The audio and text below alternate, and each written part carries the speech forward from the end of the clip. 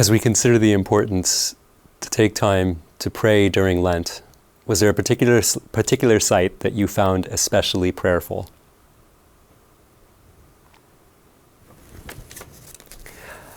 Sure, I have to say Galilee. I think just the beauty of the land.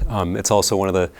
I'm a runner, as my brother priests know, and it's one of the few times along the trip that I went out for a run in the heat of the day, which was not smart, super hot, humid.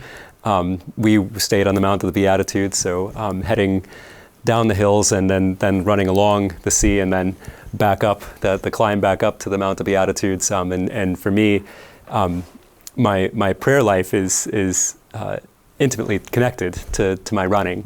And it's one of those occasions when I was able to be by myself and go on the run and go along the Sea of Galilee and meditate upon thinking about Christ himself walking along the Sea of Galilee, or teaching, or sailing, and then making that climb back up to the Mount of the Beatitudes, not only on the run during the day, but in the evening. Just the beautiful quiet of the night, the sounds of creation again, the wind, the insects, the animals, and of course the location, the Mount of the Beatitudes, as Jesus teaches us the new law, as he is the fulfillment of the law. And so for me, that was my favorite spot to pray.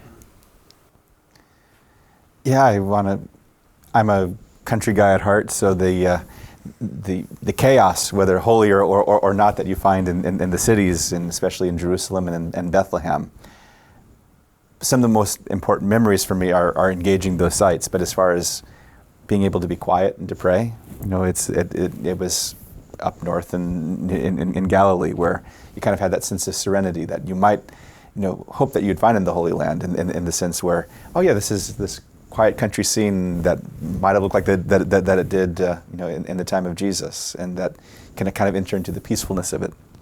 But also the Church of the Nations, or not where Gethsemane is, and that also invitation to keep watch and to pray a holy hour with the disciples, and that we were invited to make a holy hour in the evening there, one evening, to say, can you rest with the Lord here, or not rest, but keep watch with the Lord here in this place where he was wrestling with the reality of the Passion in his own prayer, and that challenge to also keep watch.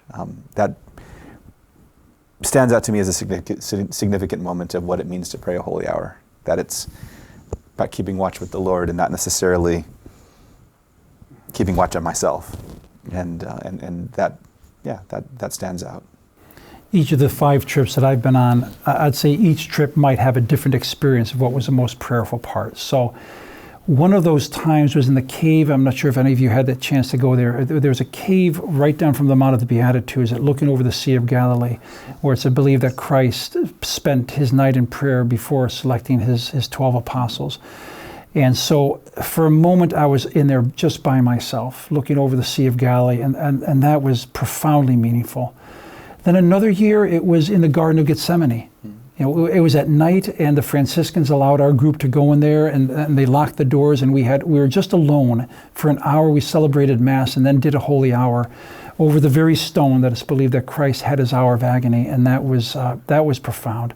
And then I have to admit, the third one is kind of along the lines of Father Lerner's. He's into running, and I'm kind of into swimming and things, and this past year, I had the privilege of swimming across the Sea of Galilee, and I had to have a boat. By law, you have to have a boat with you.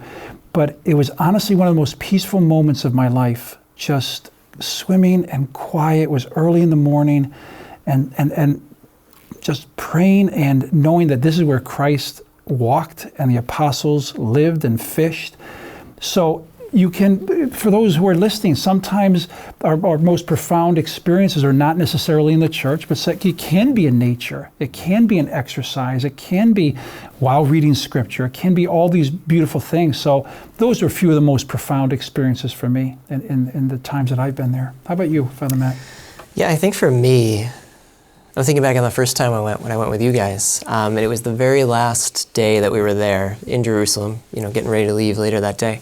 And and I decided I wanted to get up early and go do the Stations of the Cross, go do the Way of the Cross before it got too chaotic and too much. We've talked about the beauty of that in its own way, but I also wanted to do it in kind of a peaceful, holy way, solemn way.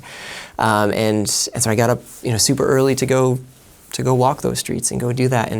And for me, just the Stations have always been a devotion that I connect with and really find a lot of meaning in. And so I did that morning too, in this beautiful kind of new way. And I remember I used the version from Alfonso Liguori, and was really just able to maybe emphasize in some way. I don't know if that's the right word, but it was, for me, a prayerful experience that I had had many times, but now in a new way, it was just kind of amped up on a new level. And I think a lot of times in the Holy Land, that's it. Like, we know these stories, we know how it goes, we know what Jesus did, and yet being there just takes it and goes just a little bit more and give you just a little bit of a new, powerful experience.